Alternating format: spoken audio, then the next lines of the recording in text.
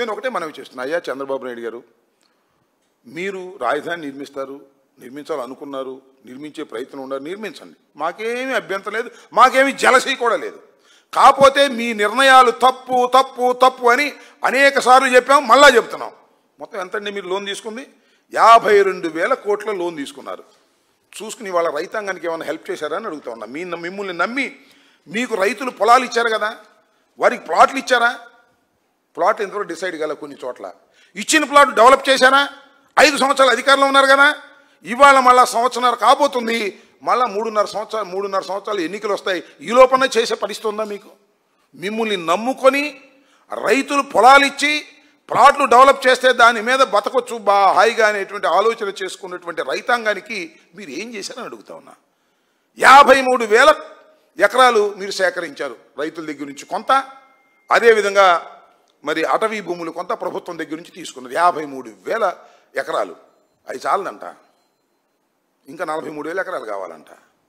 తన దూర కంత లేదు, మెడకు ఒక డోలు అన్నట్టు 53,000 ఎకరాలు తీసుకుంటే దానికి దిక్కు లేదు, మొక్కు లేదు. ఇచ్చిన రైతులేమో అలోలక్షణమని బాధపడతా ఉన్నారు. ప్లాట్లు డెవలప్మెంట్ లేదు, ప్లాట్లు నిర్ధారణ చేయలేదు కొన్ని చోట్ల.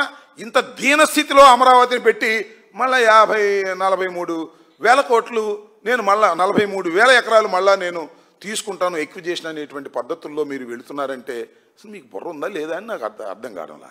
52,000 లక్షలు 52,000 కోట్లు మీరు తీసుకున్నారు, కాంట్రాక్టులు పిలిచారు, ఇచ్చేశారు, మళ్ళీ 10% మొబైలైజ్ అడ్వాన్స్ ఇచ్చారు, దానిలో 8% మళ్ళీ తీసేసుకున్నారు మీరు మీ అబ్బాయి. ఇది వాస్తవం కదా? ఇది కూడా దుష్ప్రచారం అని మీరు ప్రచారం చేస్తారు, చేసుకోండి, మాకేం అభ్యంతరం లేదు, పెట్టుకోండి కేసులు, మాకేం అభ్యంతరం లేదు.